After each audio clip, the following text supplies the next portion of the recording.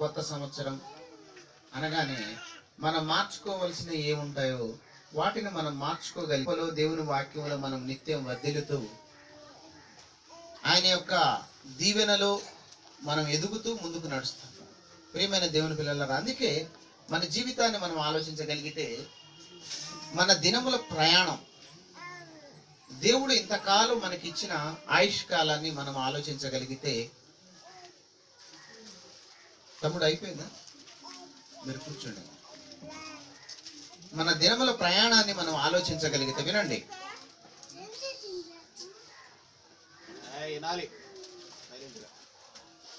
మన దినముల ప్రమాణాన్ని కనుక మనం ఆలోచించగలిగితే మనకట రోజు రోజు మన జీవితాన్ని మనం కాలం గడిచిపోతున్న కొద్దీ మనం జ్ఞానములో ఎదగాలని వాక్యం చెప్తుంది. జ్ఞానములో ఎదగటం అంటే మరి దావీదు గారు, భక్తుడైన దావీదు గారు కీర్తన గ్రంథంలో ఒక మాట రాస్తున్నారు, చూద్దాం మనం. కీర్తన గ్రంథము 90వ అధ్యాయములో ఒక మాటను మనకి చూడగలిగితే మనం కీర్తన గ్రంథము 90వ అధ్యాయము 90వ కీర్తన, ఇది దావీదు గారు కాదు, దైవజనుడు మోషే చేసిన ప్రార్థన. దైవజనుడైన మోషే చేసిన ఈ ప్రార్థనని మనం ఆలకించగలిగితే 90వ కీర్తన 12వ వచనములో ఒక విషయాన్ని మనకు తెలియజేస్తున్నాడు. కాలము నడుస్తుంది, వినండమ్మా ఒకసారి.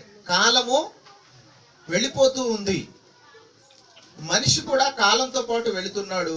మనిషి ఆయుష్కాలం కూడా పెరుగుతుంది. మనిషి ఆయుష్కాలం పెరుగుతున్న కొలది మనిషి ఆలోచించవలసిన విషయాన్ని ఇక్కడ మనకు తెలియజేస్తున్నాడు 12వ వచనములో. మాకు జ్ఞాన హృదయము కలుగునట్లు చేయుము, మా దినములు లెక్కించుటకు మాకు నేర్పుము.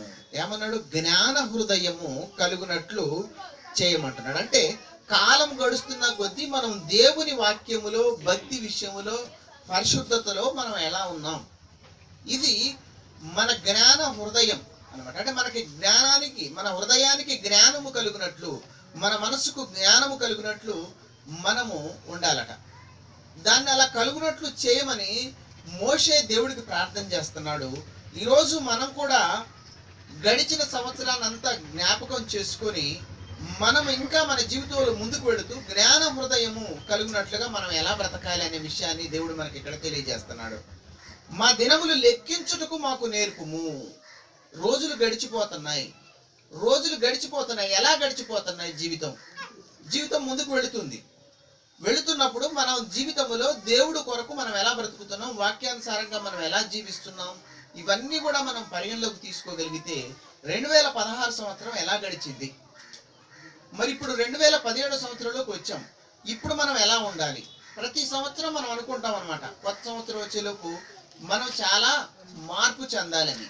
అంటే సంవత్సరాలు అనేవి గడిచిపోతున్నాయి, కొత్త సంవత్సరాలు అనేవి వస్తున్నాయి. కానీ మన జీవితంలో మార్పు రావాల్సింది ఏంటంటే క్యారెక్టర్, స్వభావము, పరివర్తన, ప్రవర్తన, ఇవన్నీ కూడా దేని ప్రకారంగా? వాక్య ప్రకారంగా మనలో కొత్త ప్రవర్తన అనేది రావాలి, కొత్త క్యారెక్టర్. దానిని ఏమంటారు? కొత్త క్యారెక్టర్, న్యూ క్యారెక్టర్.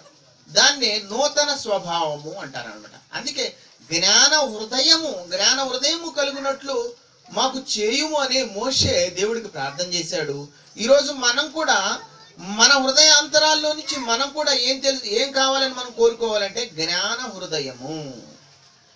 హృదయముతో పాటు ఇంకేటంట?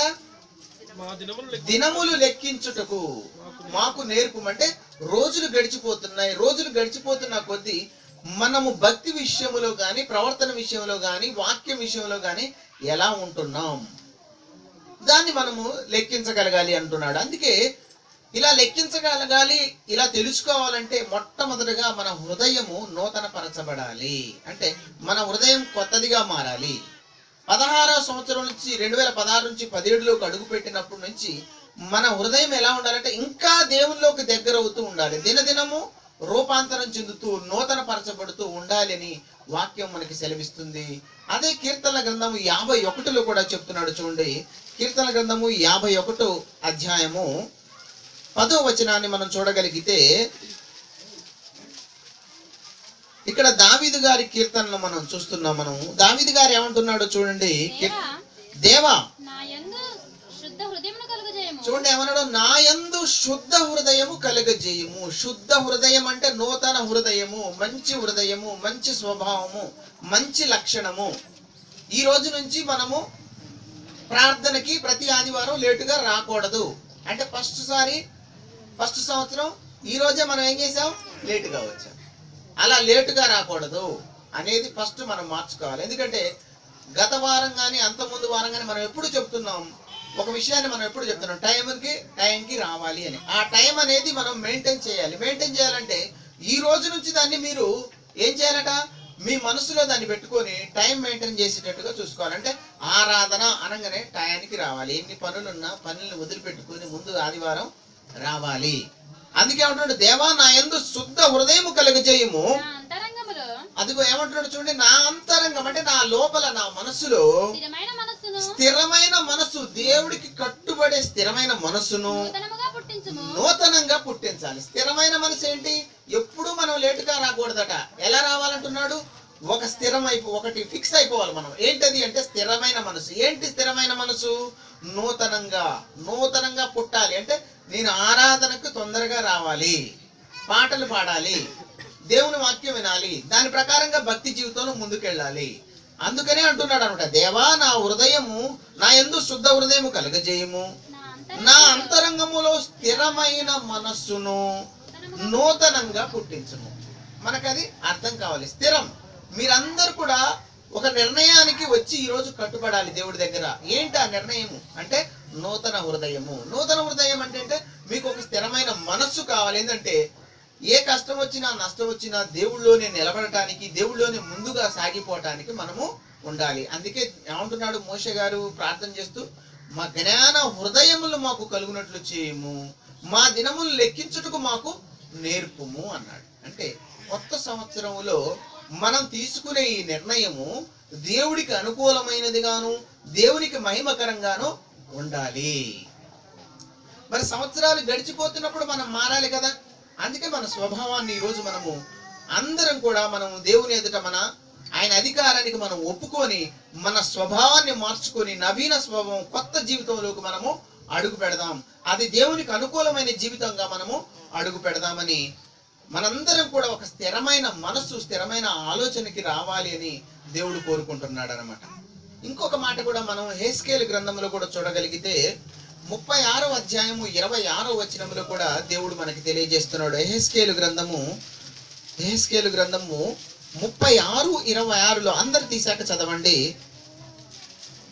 36:26 పేజీ నెంబర్ 718. చూడండి ఏమంటున్నాడు దేవుడు. అందుకే మనకి ఏమి ఇవ్వాలనుకుంటున్నాడట ఆయన. అందరు తీశారు కదా. 718 హెస్కేలు 36:26.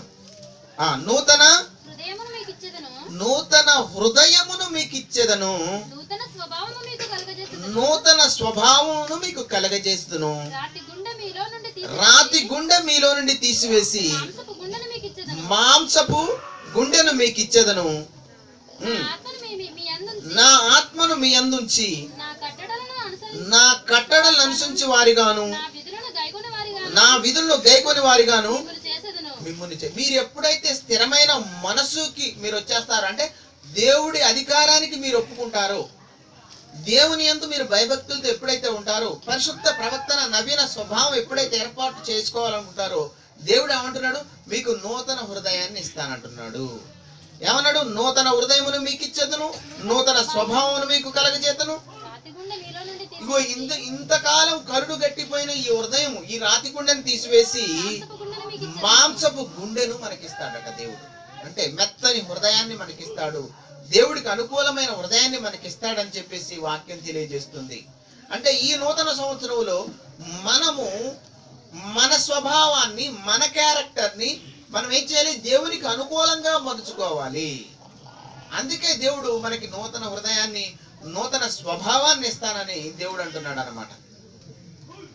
ఇంకేమన్నాడు, నా ఆత్మను మీ యందుంచి, పరిశుద్ధ ఆత్మ మీలో ఉంటే ఆయన కట్టడలకు మీరు ఎలా ఉంటారట, అనుసరించి వాటి విధులు గైకొనే వారుగా మిమ్మల్ని చేస్తాడట.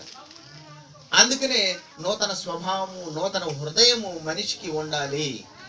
ఎందుకు అంటే జ్ఞాన హృదయాన్ని మనం లెక్కించగలిగినట్లయితే, మన దినముల ప్రమాణాన్ని మనం లెక్కించగలిగినట్లయితే, మనం ఒక స్థిరమైన మనసుకు రాగలిగినట్లయితే మనకు శుద్ధ హృదయము దేవుడు కలగజేస్తాడు, నూతన పరుస్తాడు మనల్ని.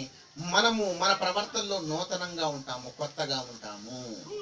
ఈ ఒక్క రోజు కొత్తగా ఉంటాం కాదు, ప్రతి దినము మనము రోజులు గడుస్తున్న కొద్ది, సంవత్సరాలు గడుస్తున్న కొద్ది మనం ఎలా ఉండాలి అంటే నూతన స్వభావం. దినదినము ఆయన యందు మనము పరిశుద్ధపరచబడాలి, ఆయనకు అనుకూలంగా ఉండాలి, మహిమకరంగా ఉండాలి అని దేవుడు చెప్తున్నాడు.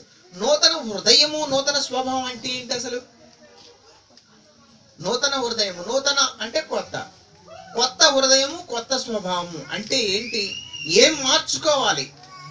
దేవునికి అనుకూలంగా మనం మార్చుకోవాల్సింది ఏంటి? దేవునికి మహిమకరంగా మనం చేయవలసింది ఏంటి?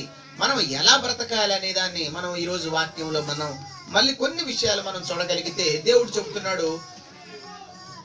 పరిశుద్ధాత్మ ప్రేరణతో అపోస్తులుడైన పౌలు గారు కొలసీలకు రాసిన పత్రికలో రాస్తున్నాడు. 3వ అధ్యాయం, కొలసీలకు రాసిన పత్రిక 3వ అధ్యాయాన్ని చూడగలిగితే, కొలసీలకు రాసిన పత్రిక 3వ అధ్యాయము 10వ వచనాన్ని చూడండి. నూతన హృదయము, నూతన స్వభావం అంటే మనకి అర్థం కావాలి. ఎలయనగా ప్రాచీన స్వభావము అంటే ఏంటి? ప్రాచీనం అంటే పాతది. పాత స్వభావం మనలో ఏదైతే ఉందో దాని క్రియలతో కూడా మీరు పరిత్యజించి జ్ఞానము కలుగు నిమిత్తము. చూడండి, ప్రాచీన స్వభావాన్ని పరిత్యజించి అంటే ఏంటి? వదిలిపెట్టమంటున్నాడు. పాత జీవితంలో, మనం దేవుణ్ణి నమ్మినా ఒకవేళ మనం పాత జీవితంలో ఎలా గడిచాము, ఒకవేళ అలా ఉంటే వాటిని వదిలిపెట్టేసి జ్ఞానము కలుగు నిమిత్తము. జ్ఞానము కలుగు నిమిత్తము. ఏ జ్ఞానము? వాక్య జ్ఞానము. వాక్య జ్ఞానము కలుగు నిమిత్తము ఎవరైతే సృష్టించారో ఆయన పోలిక చొప్పున, అంటే యేసుక్రీస్తు పోలిక చొప్పున నూతన పరచబడుచున్న నవీన స్వభావమును ధరించుకొని ఉన్నారు. నవీన స్వభావము, నూతన హృదయం అంటే ఏంటంటే పాత జీవితాన్ని వదిలిపెట్టి కొత్త జీవితంలోకి మనం యేసుక్రీస్తు ద్వారా అడుగు పెట్టాము. అదే నవీన స్వభావము. దాన్నే కొత్త క్యారెక్టర్, న్యూ క్యారెక్టర్ అంటే మన జీవితంలో దేవుడికి అనుకూలమైన ఒక కొత్త క్యారెక్టర్ ని మనం ఏం చేయాలట? ఏర్పరచుకొని, మన హృదయాన్ని శుద్ధి చేసుకొని, మన అంతరంగాన్ని నూతన పరుచుకొని దేవుని యందు భయభక్తులు కలిగి ఉండాలి. ఇదే నూతన హృదయము, నూతన స్వభావము అంటున్నాడు. మరి ఒక మాటను మనం చూడగలిగితే, ఈ నూతన హృదయము, నూతన స్వభావం అనేది దీని అర్థం ఏమిటంటే, చూడండి చెప్తున్నాడు, అందరికీ ఇది అర్థం కావాలి విషయం. ఏంటి ఆ విషయము? నూతన హృదయము, నూతన స్వభావం అంటే ఫిలిప్పీలకు రాసిన పత్రికలో చెప్తున్నాడు. ఫిలిప్పీలకు రాసిన పత్రిక 2వ అధ్యాయము 5వ వచనాన్ని మనం చూడగలుగుదాం. ఇక్కడ చెప్తున్నాడు, నూతన హృదయము, నూతన స్వభావం అంటే మనకి ఇక్కడ తెలియజేస్తున్నాడు. చూడండి, క్రీస్తు యేసునకు కలిగిన ఈ మనస్సు, క్రీస్తు యేసునకు కలిగిన ఈ మనస్సు మీరు కలిగి ఉండండి. ఏ మనస్సు కలిగి ఉండవాలంటే క్రీస్తు యేసునకు కలిగిన మనస్సు. అంటే క్రీస్తు యేసునందు ఉంటే కొత్త స్వభావము, నూతన స్వభావము, మీ హృదయం పరిశుద్ధపరచబడిందని అర్థము. ఇంకొక మాటను మనం చూద్దాం. హెబ్రీయులకు రాసిన పత్రిక 5వ అధ్యాయము 7వ వచనాన్ని కూడా చూడండి. హెబ్రీయులకు రాసిన పత్రిక 5వ అధ్యాయం 7వ వచనాన్ని మనం చూస్తే, నూతన స్వభావము, నూతన హృదయం అంటే ఈరోజు మన అందరికి, క్రైస్తవులైన మనందరికి, క్రీస్తును అంగీకరించిన మనందరికి కూడా ఇది అర్థం కావాలి. చూడండి, ప్రతి క్రైస్తవుడు కూడా నూతన స్వభావము, నూతన హృదయము, నూతన జీవము అంటే ఏంటో ఇప్పుడు మనకు అర్థం కావాలి. ఎందుకంటే ఆయన శరీరధారిగా ఉన్న దినముల్లో ఆయన ఎలా బ్రతికాడో, ఆయన క్యారెక్టర్ ఎలాగుందో మనం కూడా అలా ఉండాలి అని వాక్యం చెప్తుంది. శరీరధారి ఉన్న దినములలో మహారోదన, ఆయన ఎలా ఉన్నాడట? ఆయన బ్రతికినంత కాలంలో మహారోదనతోను, కన్నీళ్లతోను, తన్ను మరణము నుండి రక్షింపగలవానికి ప్రార్థనలను. చూడండి, మన జీవితం ఎలా ఉండాలో చెప్తున్నాడు. యేసుక్రీస్తు తండ్రి దగ్గర ఎలా బ్రతికాడో మనం కూడా అలా బ్రతకాలి అంటుంది. ప్రార్థనలతోనూ యాచనలు సమర్పించి భయభక్తులు కలిగి ఉన్నందున ఆయన అంగీకరింపబడెను. యేసు ప్రభు ఎలా అంగీకరింపబడ్డాడు? మరలా శరీరధారిగా వచ్చిన తర్వాత మళ్ళీ పరలోకానికి వెళ్ళాలంటే వెంటనే పరలోకానికి వెళ్ళలేదు ఆయన. ఎలా వెళ్ళాడు పరలోకానికి? ఎలా వెళ్ళాడు పరలోకానికి? ప్రార్థనలను యాచనలు సమర్పించి భయభక్తులు కలిగి ఉన్నందున. అంటే మనం కూడా మన జీవితంలో, క్రైస్తవ జీవితంలో క్రీస్తుని అంగీకరించిన తర్వాత దేవుని ఎడల మనం ఎలా ఉండాలట? భయభక్తులు కలిగి ఉంటేనే మనము అంగీకరించబడతాము. ఆయన ఎన్ని బాధలు, ఎన్ని కష్టాలు పడ్డాడో చూడండి దేవుడి కొరకు.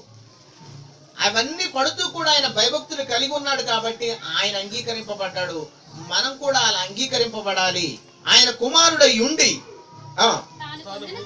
తాను పొందిన శ్రమల వలన అది ఆయన నేర్చుకున్న విధేయత ఏంటంటే, ఎన్ని శ్రమలు వచ్చినా, ఎన్ని కష్టాలు వచ్చినా, ఎన్ని బాధలు వచ్చినా ఆయన వాటి నుంచి ఏమి నేర్చుకున్నాడట? విధేయతను నేర్చుకున్నాడు. మనకి శ్రమ, కష్టం, నష్టం వస్తే మనం తప్పిపోతాం, కానీ యేసు ప్రభు తప్పిపోలేదు. యేసు ప్రభు దాని ద్వారా విధేయతను నేర్చుకున్నాడు.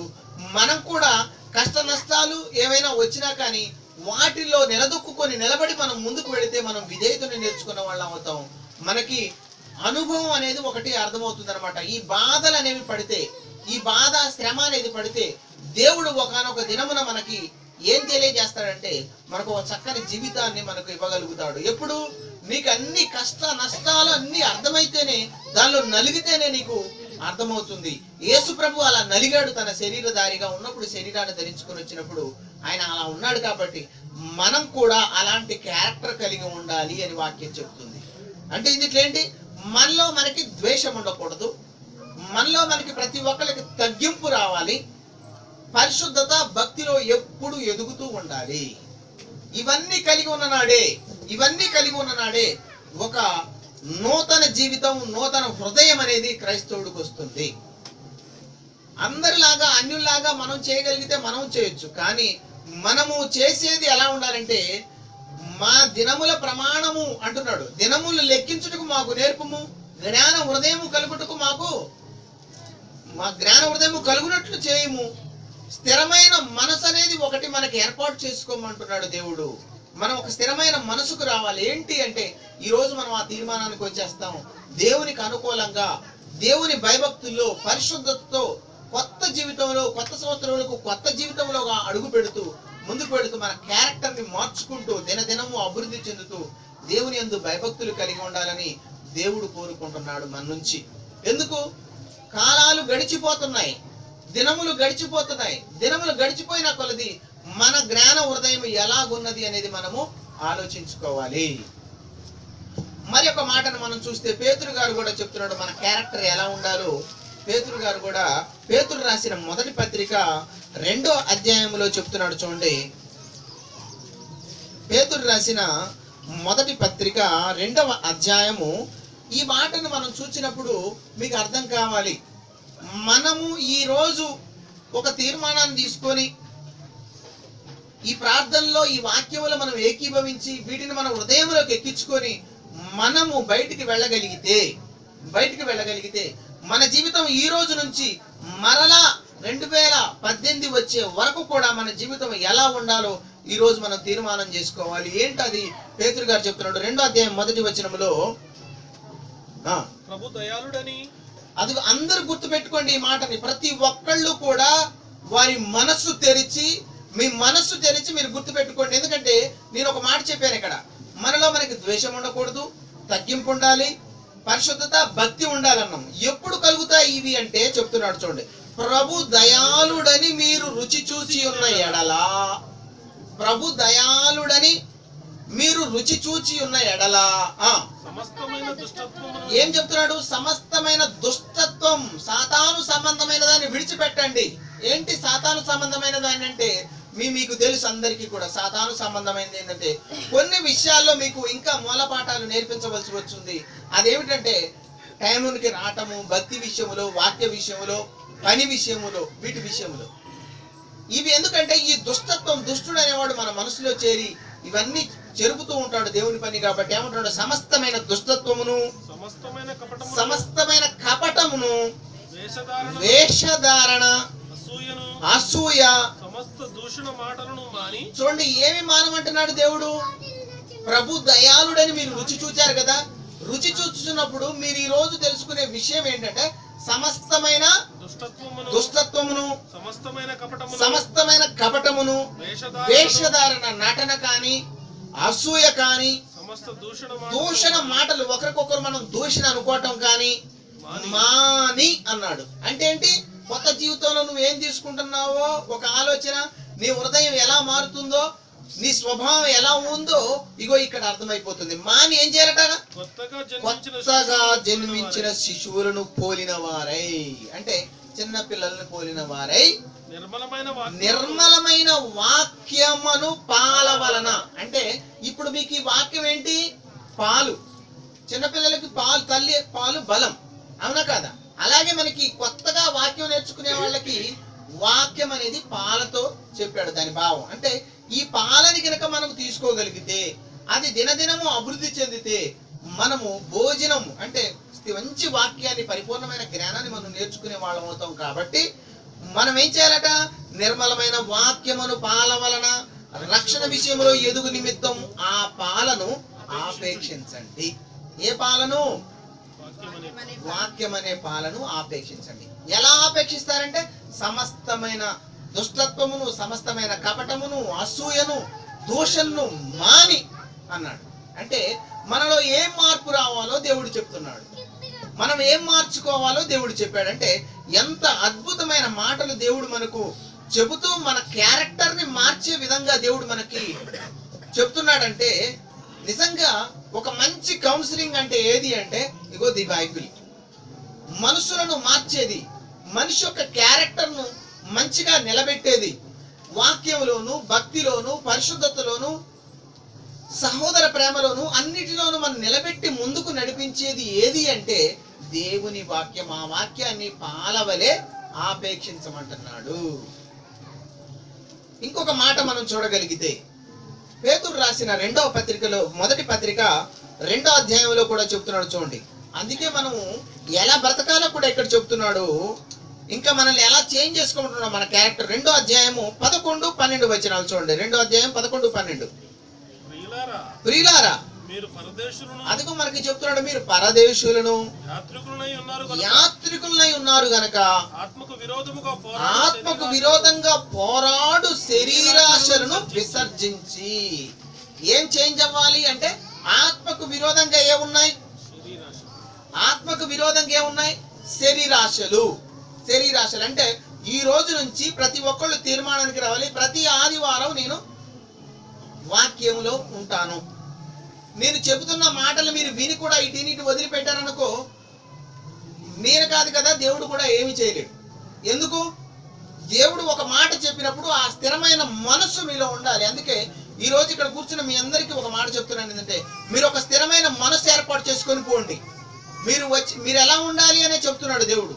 మన స్వభావం ఎలా ఉండాలి, మనం మార్చుకోవాలి, దినదినం మార్చుకోవాల్సింది ఏంటంటే ఆరాధనకు మొట్టమొదటగా మీరు సమయానికి రండి. క్రమం. ఆరాధన అనేది, పాటల పాడటం, దేవుణ్ణి ఆరాధించడం అనేది క్రమం. ఆ తర్వాత పరిశుద్ధత, ఆ తర్వాత వాక్యం. ఈ మూడింటి మీద మీరు నిలబడగలిగితే, ఈ మూడింటి మీద మీరు ఒక స్థిరమైన మనస్సును ఏర్పాటు చేసుకోగలిగితే, మీరు ఆత్మకు విరోధంగా పోరాడే శరీర ఆశలు ఏం చేస్తారు? విసర్జించేస్తారు. ఆత్మకు విరోధం అంటే పరిశుద్ధాత్మకు వ్యతిరేకంగా, వాక్య విరుద్ధంగా మనం ఎన్నో పనులు చేస్తున్నాం. వాటిని మనము ఈ రోజు వదిలిపెడుతున్నాం. ఎందుకు? ప్రభు దయాళుడని మీరు రుచి చూచి ఉన్న ఎడలా సమస్తమైన దూషణ, సమస్తమైన కపటము, అసూయ అన్నిటిని మాని కొత్తగా జన్మించిన వారి వలె ఏం చేయాలి? శిశుల వలె పోలిన వారై నిర్మలమైన వాక్యాన్ని పాల వలె ఆపేక్షించుడి. ఇంకేం చెప్తున్నాడు? ప్రియులారా, మీరు పరదేశులను, యాత్రికులై ఉన్నారు గనక ఆత్మకు విరోధంగా పోరాడు శరీరాశలను విసర్జించి అన్యజనులు మిమ్మల్ని ఏ విషయములో దుర్మార్గులని దూషించుదురు. చాలా మంది క్రైస్తవులకు వచ్చాక చాలా మంది మనల్ని అన్యజనులు బయట చాలా మాట్లాడుతుంటారు మన క్యారెక్టర్ గురించి. ఆ విషయంలో కూడా మనం ఎలా ఉండాలట? ఏ విషయంలో దుర్మార్గులను దూషిస్తారో ఆ విషయంలో వారు మీ సత్క్రియలను చూచి వాటిని బట్టి దర్శన దినమున దేవుని మహిమపరచునట్లు వారి మధ్య మంచి ప్రవర్తన గలవారై గలవారై ఉండవల్లని మిమ్మల్ని బతిమాలు కొనుచున్నాను. చూసావా మన క్యారెక్టర్? అందుకే నేను మొదటి నుంచి చెప్తున్నాను. గత వారం రాయాలన్న కన్నీళ్లు పెట్టుకొని ఏడుస్తూ చెప్పాడు, అందరిలాగా మీరు ఉంటే ఎలా, మీరు త్వరగా రండి అన్నారు. కానీ ఈ రోజు కూడా అదే జరిగింది. అంటే ఎప్పటికప్పుడు మనము చిన్నపిల్లలకు నేర్పించినట్టుగా పాఠంగా దీన్ని నేర్పించకూడదు. మీరు చెప్పే దశలో ఉండాలి కానీ చెప్పించుకునే దశలో మీరు ఉండకూడదని వాక్యం చెప్తుంది. చూడండి, అందుకేమంటున్నాడు, దుర్మార్గులని అన్యజనులు మిమ్మల్ని ఏ విషయంలో దుర్మార్గులను దూషింతురు, ఆ విషయంలో వారు మీ సత్క్రియలు చూచి వాటిని బట్టి దర్శన దినమున దేవుని మయంపరచునట్లు వారి మధ్యన మంచి ప్రవర్తన గలవారై ఉండవల్లని మిమ్మల్ని బతిమాలుకుంటున్నాడట దేవుడు. అంటే మనం ఎలా ఉండాలి అనే దాన్ని ఒకసారి మీరు ఆలోచన చేసుకోండి. కొత్త సంవత్సరం నుండి మన క్యారెక్టర్ ఏమైపోవాలి? ఇప్పుడు మారాలంటే మీకు ఒక విషయం బలంగా నాటుకుపోవాలి. ఈ విషయం గనక బలంగా నాటుకుపోయినట్లయితే మన క్యారెక్టర్ ఎప్పటికీ చేంజ్ కాదు. ఇప్పుడు చూపించే వాక్యాన్ని బట్టి, ఇప్పుడు ఒక వాక్యాన్ని చూపిస్తాను నేను.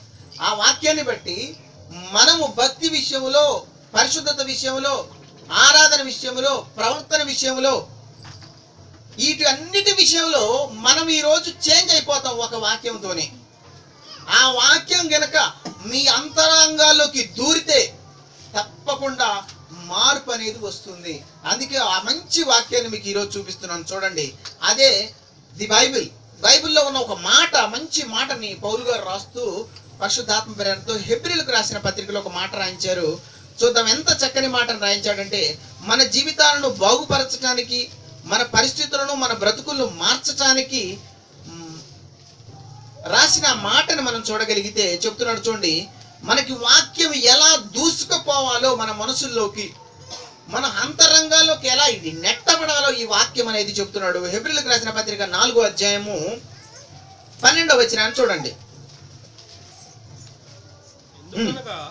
ఎందుకనగా బాగా వినాలి. ఎందుకనగా దేవుని వాక్యము సజీవమై బలము గలదై రెండంచుల గల ఎటువంటి ఖడ్గము కంటేను వాడిగా.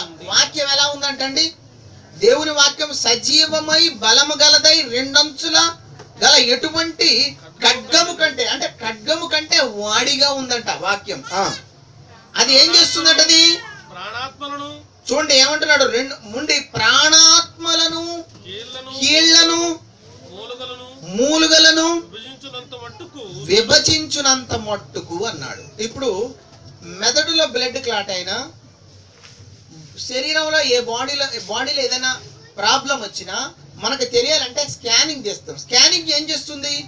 లోపల అంతరంగాల్లోకి వెళుతుంది. హార్ట్లో ఏమైనా ప్రాబ్లం ఉందా, బ్రెయిన్లో ఏమైనా ప్రాబ్లం ఉందా, లేకపోతే శరీరంలో ఏ భాగం ఎక్కడ చెడిపోయింది, ఎందువల్ల ఈ ప్రాబ్లం వచ్చిందనే దాన్ని తెలుసుకోవడం కోసం స్కానింగ్ అనేది తెస్తాం. స్కానింగ్ ఏం చేస్తుంది? అక్కడికి పోయి అక్కడ ఏదైతే రోగం ఉందో దాన్ని పసిగట్టి ఇదిగో పలానా వ్యాధి ఉన్నది అని చెప్తుంది. అవునా కాదా? అలాగే దేవుని వాక్యం కూడా మీలోకి దూసుకు వెళుతుంది. ఎలాంటి ఖడ్గం అది అంటే, ఖడ్గము కంటే వాడిగా ఉందంటే, రెండంచుల ఖడ్గము కంటే వాడిగా ఉన్న ఈ ఆత్మ ఖడ్గం మన ప్రాణాత్మల్లోకి వెళ్ళిపోతుందంట. అంటే శరీరము లోపలికి వెళ్ళి కీళ్లను, మూలుగును విభజించినంత మట్టుకు దూరుచు, అంటే మీలోకి అలా వెళ్ళిపోవాలి వాక్యం అన్నమాట. దూరుచు హృదయం యొక్క తలంపులను, ఆలోచనలను శోధించుచు, అది మీ హృదయం యొక్క తలంపులు, ఆలోచనలు మిమ్మల్ని శోధించి నువ్వు ఎలా ఉన్నావో నీకు చెప్తుంది. అంటే నేను ఆరాధన విషయంలో ఎలా ఉన్నానో తెలిసిపోతుంది మీకు. ఇన్ని రోజులు పట్టించుకోలేదు, ఇప్పుడు పట్టించుకోవాలి. ఎందుకంటే మీలోకి వాక్యం వెళుతుంది. ఎలా వెళుతుంది? ప్రాణాత్మలను, కీళ్లను, మూలగలను విభజించినంతగా అంతరంగంలోకి వెళ్ళి దేవుని తలంపులను ఏం చేస్తుందట?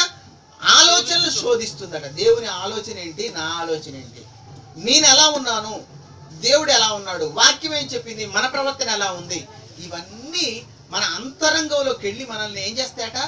శోధించి, పరిశోధించి మనం దేవుని విషయంలో, ప్రవర్తన విషయంలో, భక్తి విషయంలో ఎలా ఉన్నామో తెలియజేస్తుంది. ఇప్పుడు మరలా చదవండి ఆ మాటను. ఎందుకనగా దేవుని వాక్యము సజీవమై బలము గలదై రెండంచుల గల ఎటువంటి ఖడ్గము కంటేను వాడిగా ఉండి ప్రాణాత్మలను కీళ్లను మూలుగను మూలుగును విభజించినంత మట్టుగా దూరుచు హృదయం యొక్క హృదయం యొక్క తలంపుల ఆలోచనలను శోధించుచున్నది. ఇప్పుడు శోధన, ఇప్పుడు అర్థమైంది. శోధిస్తే మిమ్మల్ని మీరు పరిశోధించగలిగితే దేవుని విషయంలో మనం ఎలా ఉన్నామో మనకు అర్థమవుతుంది. అందుకే వాక్యమైన పాలను నిర్మలమైన మనసుతో మీరు ఆపేక్షించండి. ఇలా మీరు శిశువులుగా ఉండి వాక్యము అనే పాలను తీసుకుంటూ ఎదుగుతూ పరిపూర్ణమైన జ్ఞానములోకి ఆత్మీయ భోజనం తినే పరిస్థితుల్లోకి మీరు రావాలి అని వాక్యం చెబుతుంది. అందుకే ఈ కొత్త సంవత్సరంలో ఈ రోజు నుంచి మీరు చెప్పించుకునే పరిస్థితుల్లోకి మీరు ఎన్నడూ రాకూడదని వాక్యం చెబుతుంది. చెప్పినప్పుడు నాకెలా అనిపిస్తుంది? బాధ అనిపిస్తుంది. చెప్పించుకుంటే ఎలా ఉంటుంది? మనం చెప్పించుకోకూడదు. చెప్పించుకునే స్టేజ్లో మనం ఉండకూడదు. అదే దేవుడు కోరుకుంటున్నాడు మనల్ని. అందుకే మనం నూతన పరచబడాలి, మన స్వభావం మారాలి, మనం స్థిరమైన మనస్సు ఒక దాని మీద మనం కట్టుబడి ఉండాలి. ఏంటంటే దేవునికి అనుకూలమైంది అను ఆయన అధికారానికి మనం ఒప్పుకునే ప్రవర్తన కలిగి ఉండాలని దేవుడు కోరుకుంటున్నాడు అనమాట. ఈ రోజు నుండి మనం ఏం చేయాలి? ఇప్పుడు సంఘంలో కూడా భేదాభిప్రాయాలు అనేది ఉండకూడదు. ఏకాభిప్రాయము, ఏక మనసు అనేది ఉండాలి. అందరూ వాక్యములో ఎదగాలి. అదే నూతన హృదయము, నూతన స్వభావము అన్నమాట, నవీన స్వభావం అది. అందుకే దేవుడు ఏం చెప్తున్నాడు? మీరందరూ వాక్యాన్ని, రెండంచుల వాక్యాన్ని కనుక ధరించుకున్నట్లయితే, వాక్యం అంటే క్రీస్తును ధరించుకున్నట్లయితే మన జీవితం ఎలా ఉంటుందో వాక్యం చెబుతుంది. కొరింథీయులకు రాసిన రెండవ పత్రిక 5వ అధ్యాయము. కొరింథీయులకు రాసిన 2వ పత్రిక 5వ అధ్యాయము 17వ వచనాన్ని చూడండి. కాగా ఎవడైనను క్రీస్తునందున్న ఎడల వాడు నూతన సృష్టి. అంటే కొత్త సృష్టి, అంటే కొత్తగా ఉన్నవాడు, కొత్త జీవితంలోకి అడుగు పెట్టినవాడు. దేంట్లో ఉంటే? క్రీస్తులో ఉంటే. పాతవి లేవిగా గతించిపోయాయి, ఇదిగో క్రొత్తవాయను, సమస్తమును దేవుని వలనైనవి. చూడండి ఏమంటాడు? ఆయన మనల్ని క్రీస్తు ద్వారా తనతో సమాధాన పరుచుకుని ఆ సమాధానపరుచు పరిచర్యను మాకు అనుగ్రహించెను. అదేమనగా దేవుడు వారి అపరాధములను వారి మీద మోపక, ఇదిగో మన అపరాధాలన్నీ మన మీద మోపకుండా ఏం చేశాడట? క్రీస్తునందు లోకమును, అదిగో క్రీస్తునందు మన పాపాలను ఆయన మీద మోపించేసి ఆ సమాధాన వాక్యాన్ని, మనకి జీవితానికి సమాధానాన్ని ఇచ్చి మనకి ఈ సమాధాన వాక్యాన్ని మనకి అప్పగించాడు. అందుకే క్రీస్తునందున్న వారు, ఎవడైనను క్రీస్తునందున్న ఎడల వాడు నూతన సృష్టి, పాతవి గతించను, ఇదిగో కొత్తగా ఆయను. ఇది అంతా దేవుని వలనే అయినది. మరి ఆ దేవుని వల్ల అయినది కాబట్టి మనం దేవునిలో ఉండాలి. అంటే ఈ రోజు మీరందరూ కూడా ఒక ఆలోచనకి వచ్చేయాలి. ఎందుకు అంటే ఇప్పుడు మీకు వాక్యం ఎలా వెళ్ళింది? మీ హృదయ అంతరంగాల్లోకి, ప్రాణాత్మలను, కీళ్ళను, మూలగలను విభజించినంతగా అంతరంగంలోకి చొచ్చుకొని పోయి మీ తలంపులను ఏం చేస్తుందట? పరిశోధించుచున్నది. మనం దేవుళ్ళో ఎలా ఉన్నామని నువ్వు పరిశోధనలోకి వచ్చేస్తావు. నీ అంతటా నీకే ఆలోచన వచ్చేస్తుంది. వాక్యంలో ఎదుగుతున్న కొద్దీ దేవుడిలో ఎలా ఉన్నావో మనకు తెలిసిపోతుంది. అదే విషయాన్ని మనకు తెలియజేస్తున్నాడు అనమాట. చివరిగా ఒక మాట చూద్దాం. పేతురు రాసిన 2వ పత్రికలో కూడా ఒక మాట చెప్తున్నాడు దేవుడు. పేతురు రాసిన 2వ పత్రిక 3వ అధ్యాయము, పేతురు రాసిన 2వ పత్రిక 3వ అధ్యాయము 11, 12 వచనాలని మనం చూద్దాం.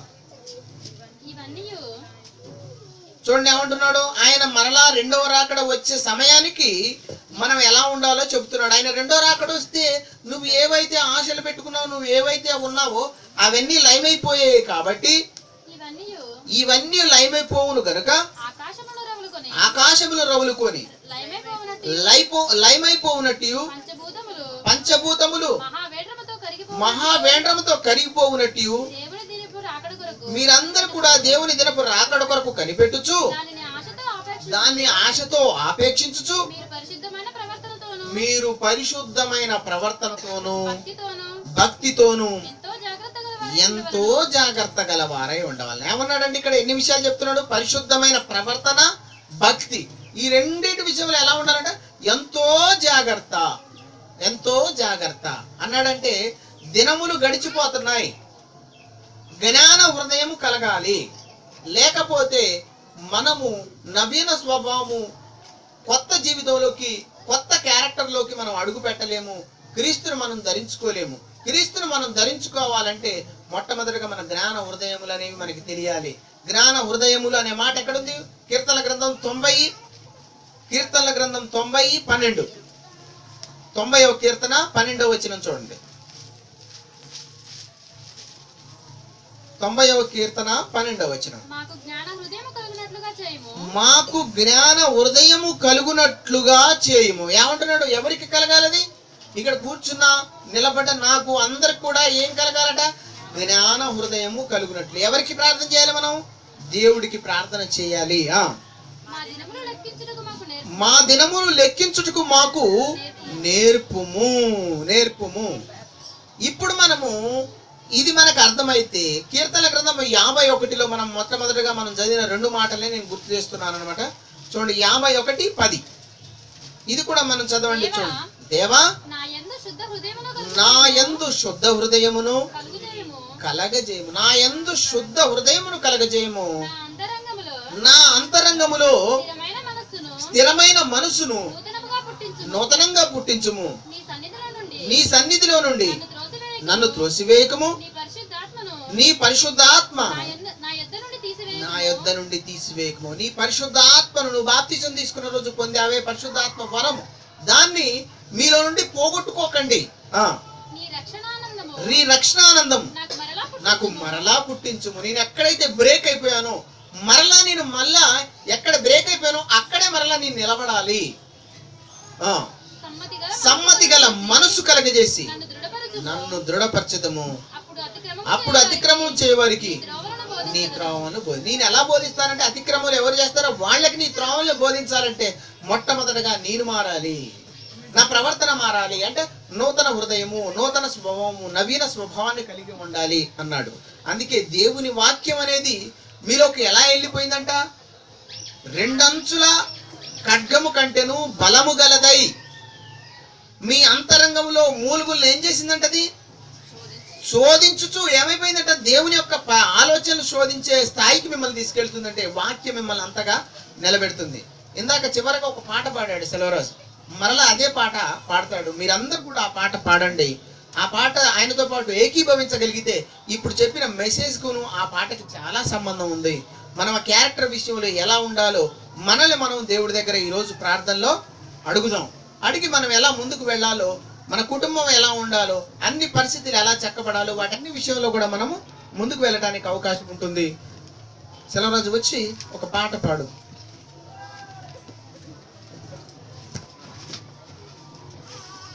అందరూ పాడండి.